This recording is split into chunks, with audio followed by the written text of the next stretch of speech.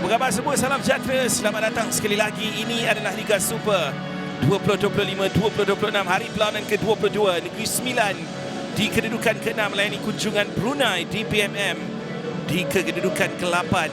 Stadium Tuanku Abdul Rahman Paroi menjadi saksi untuk pertembungan anak-anak buah Kirajan bertemu Jamie McAllister dan Yuichi Hirano. Ini adalah Sylvan.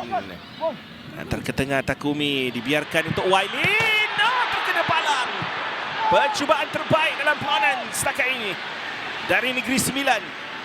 Dan itulah yang menggamatkan suasana buat seketika. Lay-off daripada Takumi Sasaki. Wailin Aung dengan satu rempatan yang sudah berjaya menewaskan Haimi Abdullah Nyaring, tetapi tidak berjaya menewaskan palang. Cantik kali ini Sylvan lebih cepat untuk bertindak. Takumi bebas. Percubaan Takumi Sasaki.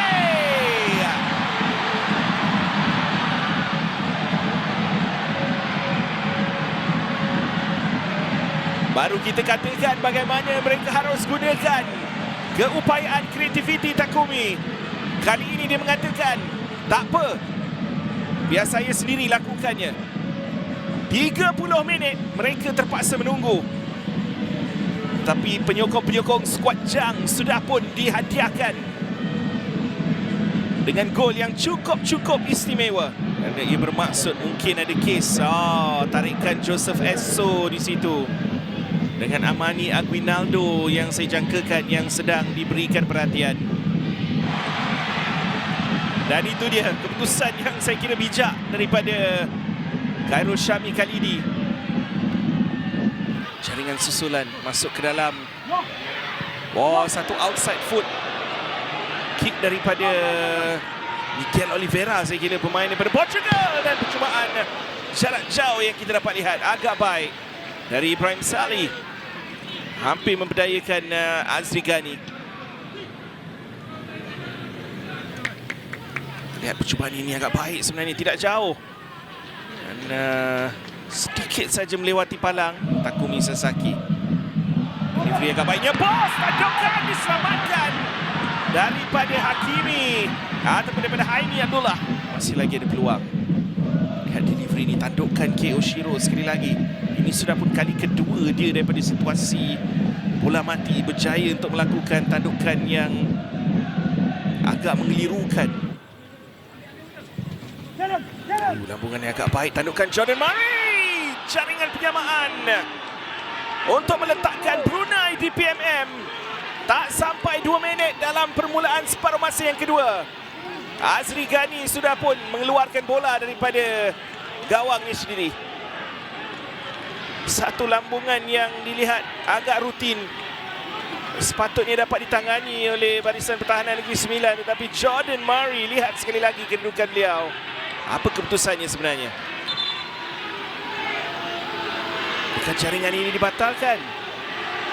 Wow. Khairul Syami bin Ahmad Khalidi. Ada dakwaan offside. Adakah itu dakwaannya?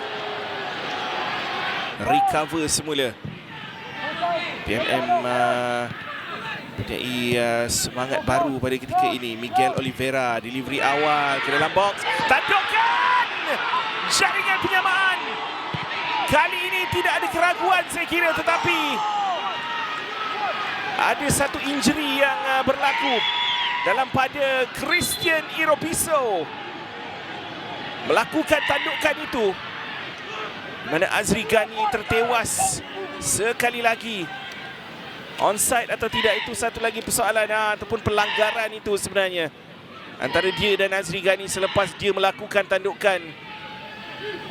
1-2 dengan Arif Rashid. Sylvan, percubaan terus. Wow. Setiap kali Wailin Ang mengambil apa-apa rembatan dari jarak jauh, anda dapat rasakan sama ada ia akan menggegar tiang ataupun palang.